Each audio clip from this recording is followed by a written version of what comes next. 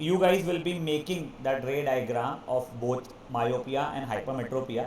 आप लोग रे डायग्राम में देख देख के बनाना चाहते हैं अभी के लिए आप बना सकते हैं, खुद से आता है अमेजिंग जितना आता है, बट उसके बाद में जो थ्योरी है वो पहले आप लोग खुद से लिखने की कोशिश करेंगे, पहले आप लोग रे डायग्राम पे वो वर्क करेंगे।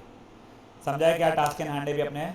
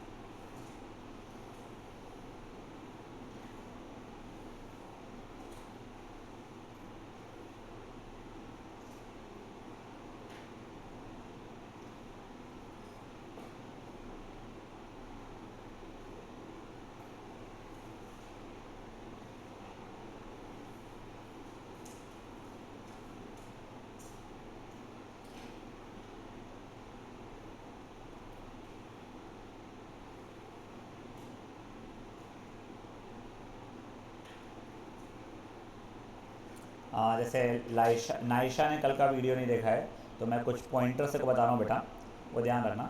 Your all three eyes should be below one another. साथ ही साथ में ना this point O should also be one below one another. आपको साथ ही साथ ये जो तीनों के तीनों जो लिखे ए बी सी पॉइंट्स वो भी लिखने रहेंगे, यानी फार पॉइंट ऑफ मायोपिक आए ना जो भी बोलते हैं उसको, और कोशिश करके नीट बनाना है।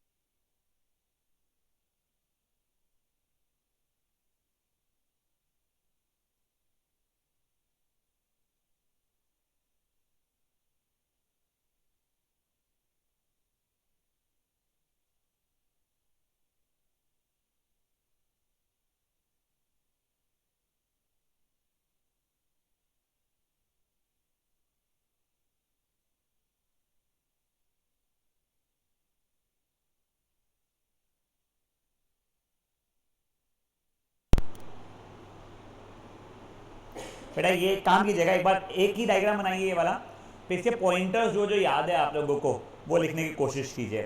और लाइशा तबीयत तो क्या हो गया मेरे बच्चे, वापस आंखों का इशू आया क्या लाइशा?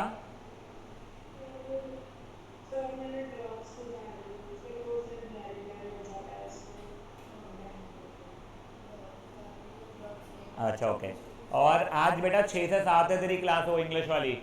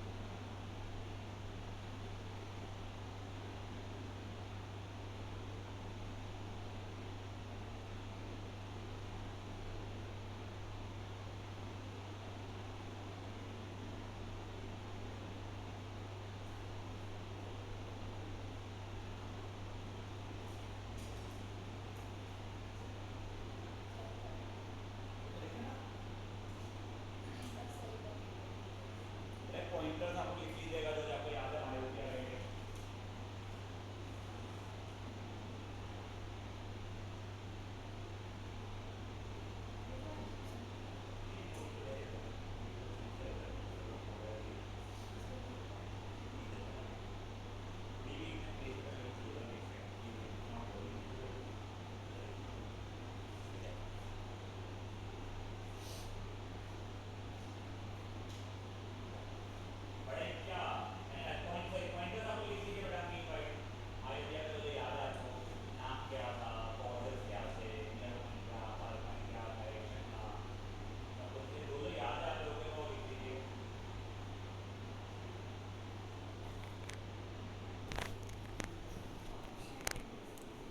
नहीं, नियर साइटेडनेस था मायोपिया, क्योंकि आपको पास का क्लियरली दिखता था, इसके अंदर दूर का ही दिखता था।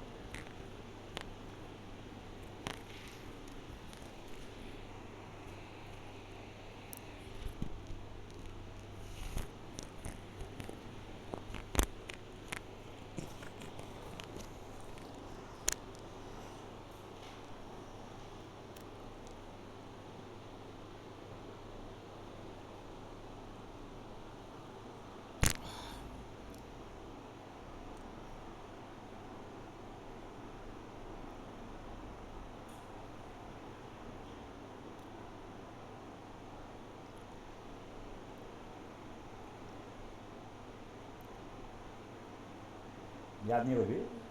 अच्छा तो डायग्राम नहीं होंगे अच्छे, कभी कर कोई रश नहीं है।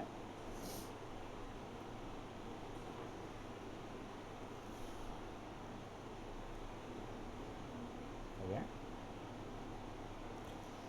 मैंने पॉइंटर्स खोल कर रखे, बट आप लोग खुद से लिखने की कोशिश कीजिए पहले, ठीक है। तो उसके बाद में कोई ऐसा याद नहीं आ रहा है आपका हो गया, तो आप देख सकते हैं, फिर जो मिस आउट हुआ है वो याद रखिए कि आपका ये मिस हो रहा है।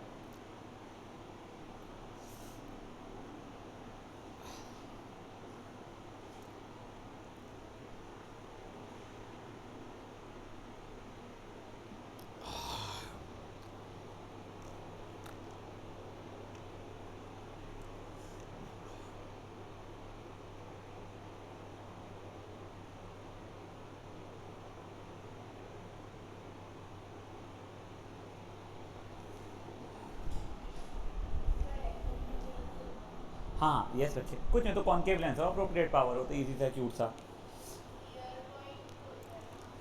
कुछ यहाँ पे भी कर दिया। इसका नियर पॉइंट सेम ही रह जाता है बेटा, 25 सेंटीमीटर। फार पॉइंट जो रहता है वो कहते हैं लेसर देन इन्फिनिटी हो जाएगा अपना। नॉट रियली है नहीं।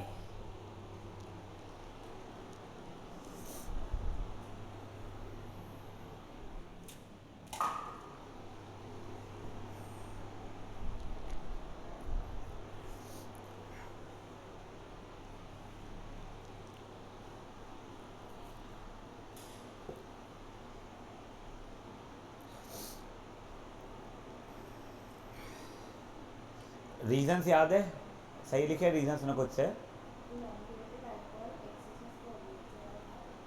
इलोंगेशन ऑफ आई बॉल या फिर excess curvature of eye lens, correct, good word. नहीं, excess curvature of eye lens रहेगा। इमेज सही जगह बनता है, तुम्हें कहाँ बनता है लिखा था, before retina, near far point. तेरा इमेज कहाँ बनता है, image is form before retina and not on retina, वो लिखना।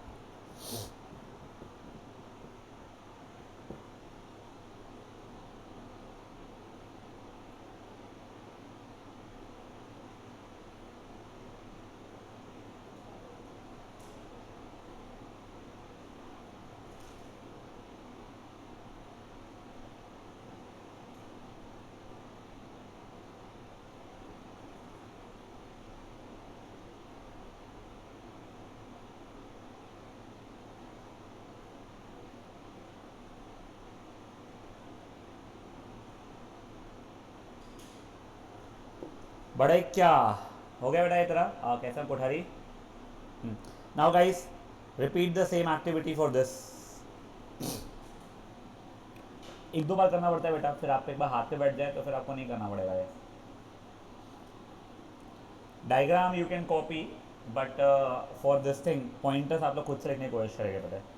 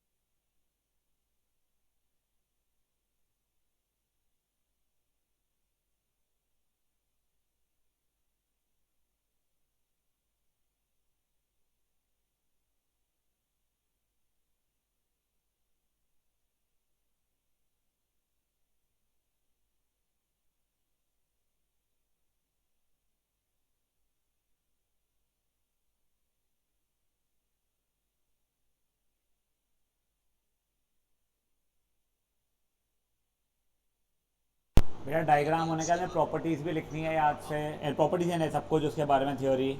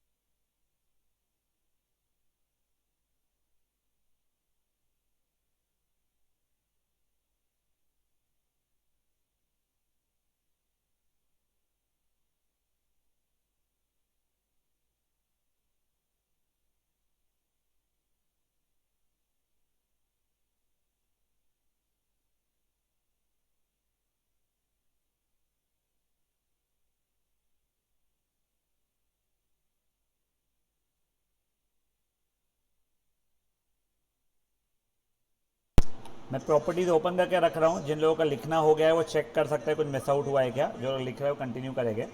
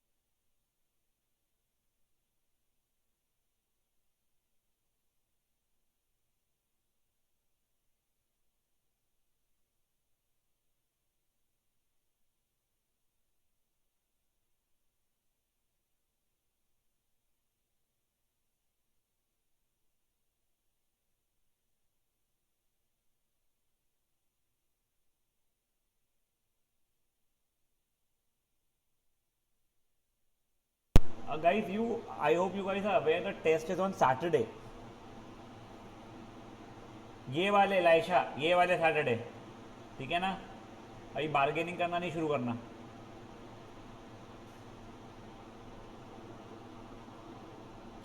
एंड वन मोर थिंग, जब आप लोग MCQ सॉल्व कर रहे हो तो आप डायरेक्टली क्वेश्चन 1C खत्म, वो मेरे को चल जाएगा।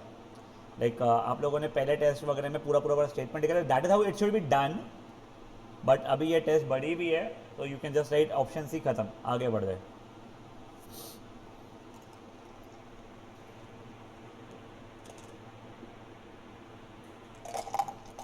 चल कोटू बढ़े आगे। अब बेटा देखो, अपन लोगों ने if I am not wrong light chapter में वो ग्लास लैब की एक्टिविटी देखे थे, याद है? वैसी एग्जैक्ट सेम एक्टिविटी अब अपन लोग ट्राइंगुलर प्रिज्म की देख रहे हैं।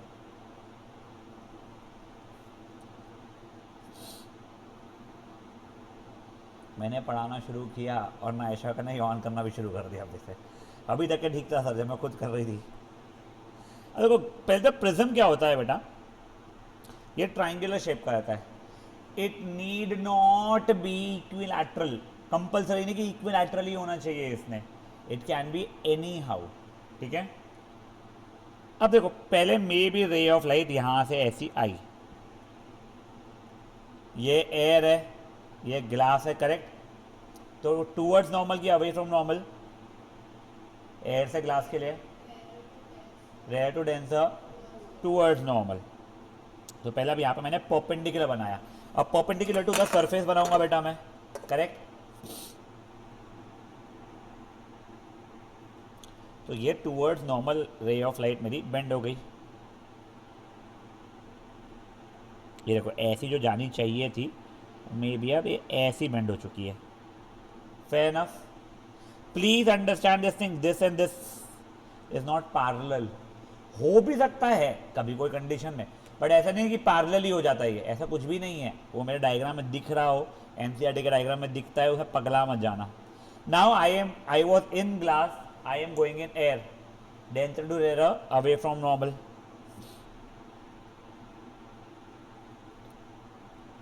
तो जो रे ऑफ लाइट ऐसी जानी चाहिए थी वो मे बी कुछ ऐसी हो गई है अभी के लिए, करेक्ट?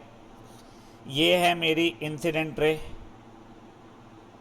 ये है मेरी इमर्जेंट रे, ये है मेरी रिफ्रैक्टेड रे, बीच वाली छोटी सी। तुमको याद है ग्लास लैब के अंदर क्या हुआ था? इंसिडेंट रे को एक्सटेंड करने पे और इमर्जेंट रे को देख रहे थे तो पैरेलल निकले थे। यहाँ पे पैरेलल ऑब्वियसली नहीं है सर, ये देख लो, इसको एक्सटेंड किया होता ये कुछ ऐसा, इसको पीछे एक्सटेंड किया ये कुछ ऐसा, ठीक है? इनफैक्ट ये कुछ एंगल जैसा बना रहा है, इसे बोला जाएगा एंगल ऑफ डीविएशन। किस एंगल पे वो अपने पाथ से डीविएट हो गई है।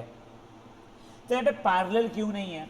देखो क्या हुआ था, याद है कि तुमको जब हम लोगों ने ग्लास लैब लिया था ना, तो उसमें 2 बार बेंडिंग हुई थी, रेयर टू डेंसर फिर डेंसर टू रेयर। यहाँ पे भी वही हो रहा है, बस वहाँ पे क्या हुआ था ना बेटा, वो इक्वल बेंडिंग थी बट अपोजिट डायरेक्शन में हो रही थी। एक बार लेफ्ट में हुई थी, एक बार राइट में हुई थी। यहाँ पे देखो अब क्या हुआ, ये पहले में भी आती हुई चीज़ को क्लॉकवाइज इसने घुमा दिया और फिर वापस से जाती चीज़ को और फर्दर क्लॉकवाइज घुमा दिया। एक बार क्लॉकवाइज एक बार एंटी क्लॉकवाइज नहीं घुमाया उसने, ठीक है? समझी बातें क्या हुई है? तो यहाँ पे इसीलिए पैरेलल नहीं हो रहा है। अगर ये दोनों की दोनों फेसेस जो है ना वो पैरेलल रहते तो इक्वल एंड अपोजिट बेंडिंग हो गई रहती, क्योंकि then it would have behave like a glass slab for you guys. ये ट्राइंगुलर प्रिज्म है, तो यहाँ पे एक एंगल ऑफ डिविएशन जैसा उसने फॉर्म किया है हमारा, ये फेयर एनफ। अब एंगल ऑफ डिविएशन वैसे 2 चीज़ों के ऊपर डिपेंड करता है, आपका एंगल ऑफ इंसिडेंस कितना, अरे भाई तो हाँ, ये एंगल ऑफ इंसिडेंस, ये एंगल ऑफ इमर्जेंस, ये एंगल ऑफ रिफ्रैक्शन, ये समझते हैं ना अपने को भी, हाँ? 2 फैक्टर्स के ऊपर डिपेंड करता है एंगल ऑफ डिविएशन, एक एंगल ऑफ इंसिडेंस के ऊपर और दूसरा एंगल ऑफ प्रिज्म के ऊपर। अब ये प्रिज्म के 3 एंगल्स है, एक ये एंगल, एक ये एंगल और एक ये एंगल, करेक्ट? हम लोगों के लिए अभी के लिए कंसर्न वाला ये रहेगा। सर ऐसा कैसे समझेगा, वो कौन सा हमारा कंसर्न वाला रहेगा? तो जहाँ पे इंसिडेंट और जहाँ से इमर्जेंट रे जो साइड से निकल रही है, उसके बीच में जो एंगल रहता है वो हमारा एंगल ऑफ प्रिज्म बन जाता है। समझी बातें क्या हुई है? तो हमारा एंगल ऑफ डिविएशन कौन से दो फैक्टर्स के ऊपर डिपेंड कर रहा है?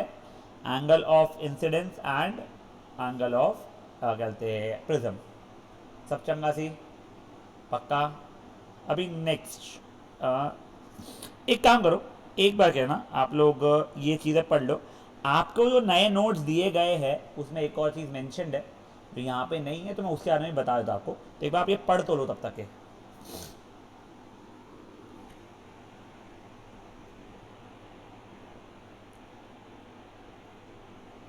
आई वुड हैव सेड अपने नोट्स निकाल लो, बट लाइशा ने ना ईशा को और कोठारी को दी नहीं। अरे ये वैलरी तुमको मिल गया बेटा नोट्स? हाँ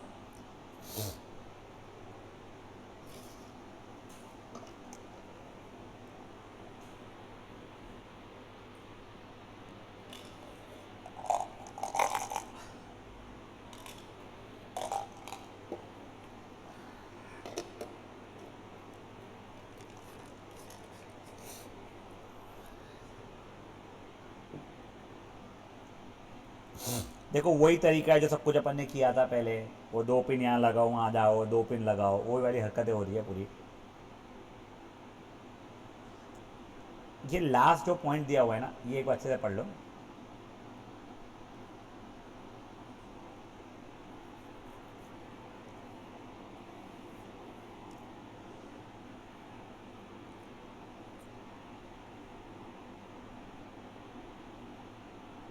यार वो angle D depends on angle A लिखा है क्या तुम्हारे साथ? सिर्फ मैंने एक बार देखो नोट्स में अभी वाले में भी डी डिपेंड्स ऑन ए ही लिखा है क्या?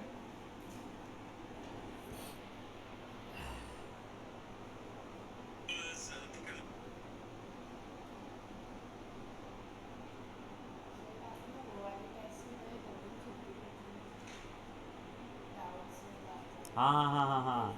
ओ शेट, ये जो हफ्ता भर छुट्टी जो मिल रही है तुम्हारे को वो चैप्टर से। हाँ एंड आई लिखा है ना नए नोट्स में। हाँ यहाँ से पता नहीं कैसे उड़ गया हो। हाँ वो ठीक है, वो तो मुझे पता है। हाँ बेटा ये ना थोड़ा सा यहाँ पे पता नहीं कैसे, ये भी है।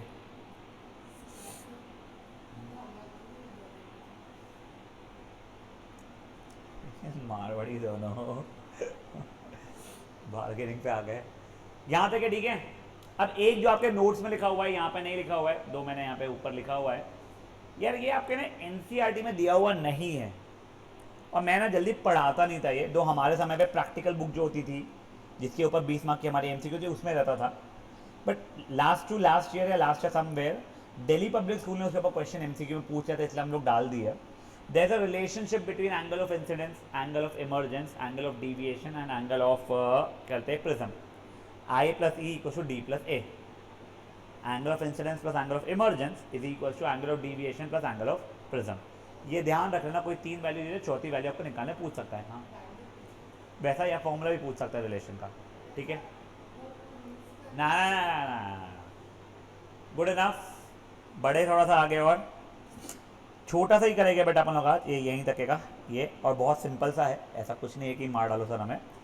अब देखो तुमको ये याद है हम लोग क्या बोलते हैं बेंडिंग क्यों होती थी? वन ट्रांसफर्ड मीडियम से दूसरे ट्रांसफर्ड मीडियम में जाने बेंडिंग का रीजन क्या था जब वो ऑब्लिकली आता था? Change in speed of light. अब देखो व्हाइट लाइट पता है तुमको क्या होता है? हाँ व्हाइट लाइट है कॉम्बिनेशन ऑफ ऑल 7 लाइट। यहाँ पे आप में से किसी ने बाय चांस तो एलिमेंट्री एग्जाम वगैरह के लिए प्रिपेयर या दिया है क्या पेंटिंग का? तो देखो मेरा तो वैसे बड़ा ख़राब है ड्राइंग पेंटिंग, बट वो होता है शायद I think yellow plus green will give you blue type चीज़ है, ऐसा कुछ तो भी रहता है। तो ये चीज़ मेरे लिए बड़ा कल्चरल शॉक था जब मेरे को पता चला था कि जो 7 कलर्स है रेनबो के, वो सातों कलर्स को इक्वल प्रोपोर्शन में अगर मिला दूंगा तो वाइट कलर बन जाएगा। समझाएगा मैं क्या बोलना चाहता हूँ? तुमको एक वीडियो दिखा रहा हूँ मैं, एक बार के लिए देखना यूट्यूब पे। ने आवाज़ का तो कुछ है नहीं, बस आई एम होपिंग कि ये जो लोग ऑनलाइन है अभी उनको भी दिखाई दे। लास्ट टाइम वो ब्लॉक कर दे रहा था पता नहीं क्यों। कौन सा ring? Newton's ring. Newton stress, हाँ बहुत अच्छे से बनाया हुआ ऐसा नहीं है शायद से वो, बट स्टिल।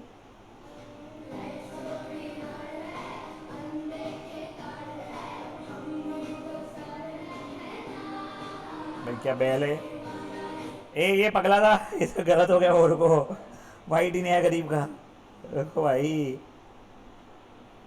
ये है क्या, देखते हैं, चलो। Everyone knows that high sugar spikes are great, but here's the catch. आपको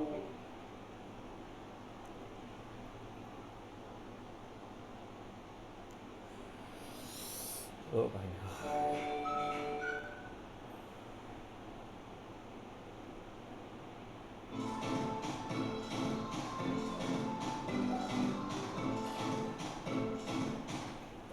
एक मिनट को बेटा, क्या है तो ना मेरा।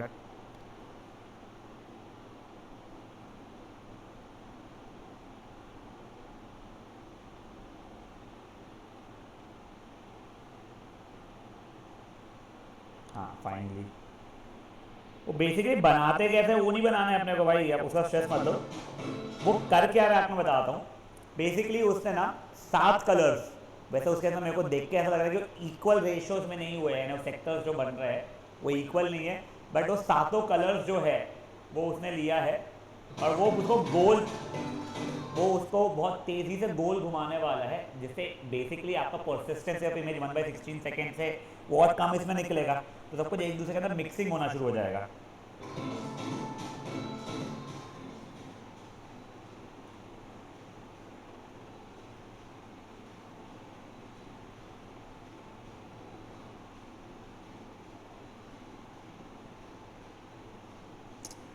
क्यों बनाया फिर, तो ओरिजिनल कलर का विजिबल नहीं था कैमरा में भाई।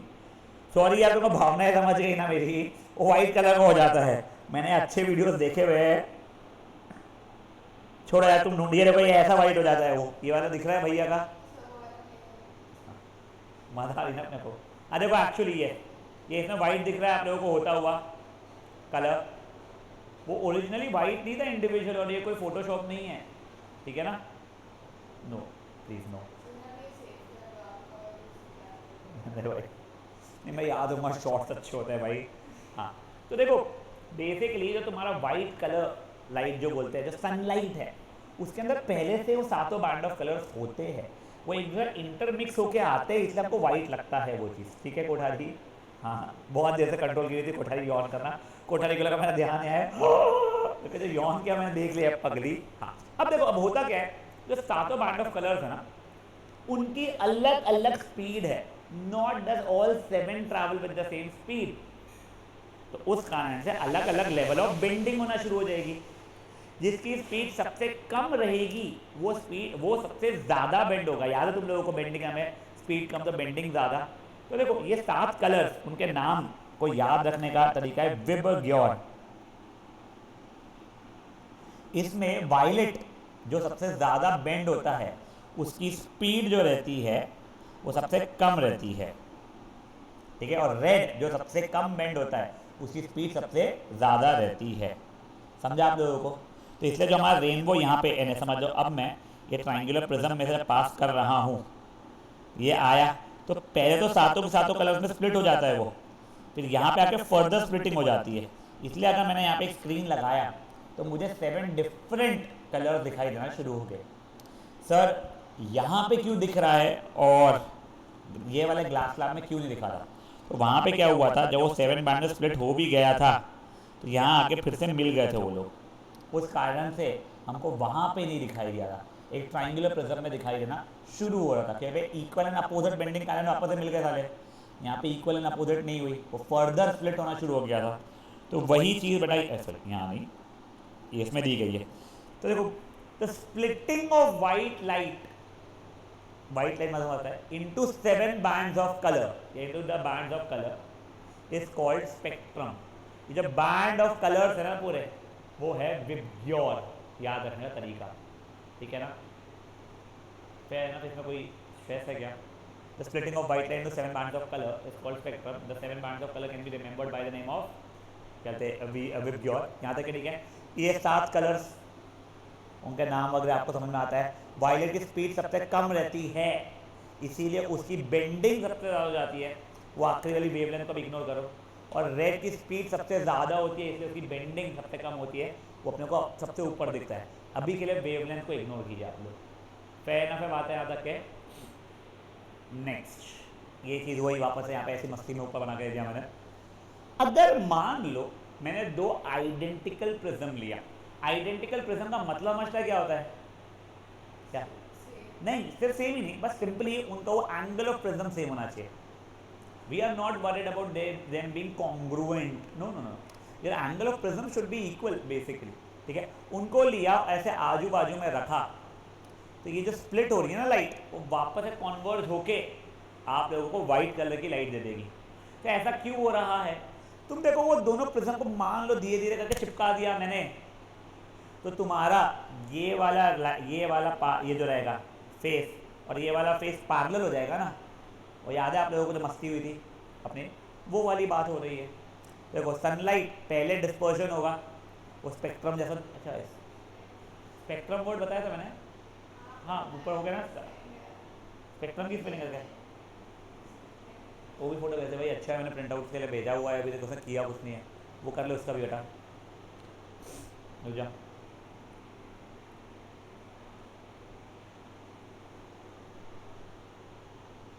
जो स्पेक्ट्रम जो बना रहा है वो वापस से कॉन्वर्ज हो जा रहा है और वाइट लाइट बना रहा है, समझिए ये बात। ये चीज़ एक्चुअल में जो एक्सपेरिमेंट है ना, ये कि 7 कलर से बना हुआ जो न्यूटन डिस्क वगैरह देखा है, तो ये वाले तरीके से भी एक्सप्लेन न्यूटन बाबा ने ही किया था। ये एमसीक्यू में एक बार पूछा गया, ऐसा एक्सपेरिमेंट बना के दिखा दिए, ये एक्सपेरिमेंट किसने किया था, ठीक है, समझिए बात है आप लोगों को अभी तक की। नेक्स्ट चीज़ ये आपके एनसीईआरटी में नहीं दी हुई है, ये टुगेदर विथ में या फिर ओसवाल में थी, मेरे को अच्छी लगी इसलिए मैंने डाल दिया। देखो अपने का हमेशा दिमाग में क्या रहता है, विबग्योर नीचे वायलेट ऊपर रेड, बट अगर प्रिज्म उल्टा होता तो ये उल्टे हो जाते थे मेरे बच्चे लोग, ये ध्यान रखना, समझिए क्या बात है।